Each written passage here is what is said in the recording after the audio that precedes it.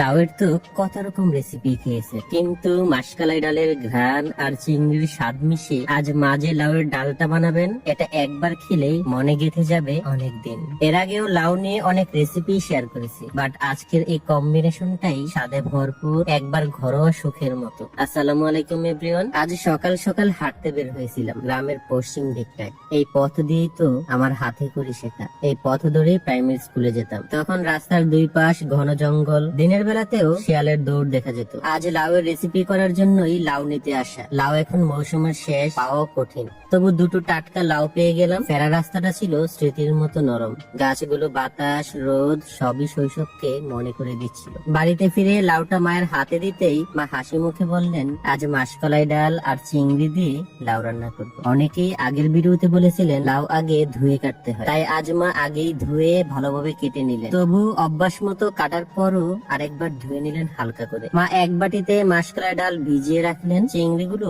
Fridge থেকে বের করা হলো। চুলায় আগুন ধরাতেই রান্নাঘরটা মায়ের হাতের উষ্ণতায় আরো শান্ত হয়ে গেল। হাঁড়িতে তেল গরম হলো, মা পেঁয়াজ দিলেন। হালকা ভাজা উঠতেই হলুদ, মরিচ গুঁড়ো আর সামান্য পানি দিলেন, যাতে মশলাটা পুড়ে না যায়। স্বাদ মতো লবণ দিয়ে মশলাটা ঠিক মতো কষিয়ে নিতেই চিংড়ি ঢেলে দিলেন। আপনারা চিংড়ি ছাড়া রান্না করতে পারেন, কিন্তু চিংড়িটা যে আলাদা ঘ্রাণ আনে সেটা সত্যি অন্যরকম। মশলার সঙ্গে চিংড়িটা সুন্দরভাবে কষাতে মা কেটে রাখা লাউ ঢেলে দিলেন। ডালটা এখন দেবেন না, লাউ আগে মশলার সঙ্গে একটু নরম হবে। এরপর মা ঢাকনা খুলে দুটো তেজপাতা দিয়ে দিলেন। মা মাছ বা ডাল দিয়ে যখন রান্না করেন তখন তেজপাতা, আদা ব্যবহার করেন। শুধু চিংড়ি দিয়ে রান্না করলে মা কখনো তেজপাতা দেন না। তারপরে মা ঢেলে দিলেন ভেজানো মাসকলাই ডাল। এই ডালটা আমাদের নরসিংদীতে খুব জনপ্রিয়। আগে বিয়ে বাড়িতেও মাছ বা মাংস দিয়ে এই ডালের বিশেষ আয়োজন হতো। লাউ রান্না করলে মা কখনো পানি দেন না, কিন্তু আজ যেহেতু ডাল আছে তাই সামান্য পানি দিয়ে ঢাকনা চাপা দিলেন। চুলার আগুনে লাউ তখন টক বগিয়ে ফুটতে লাগলো। ফুটে উঠতেই মা দিলেন সামান্য আদা বাটা। চিংড়ি আর মাসকলাই ডালের এই কম্বিনেশনে মা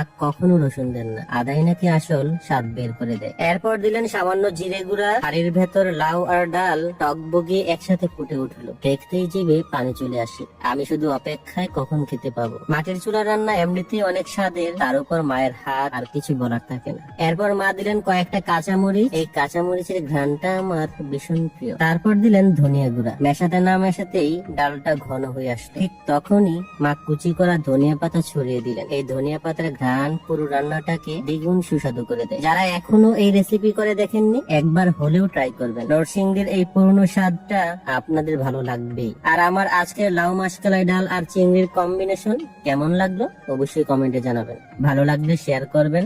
যারা এখনো ফলো করেননি প্লিজ ফলো করে দিবেন।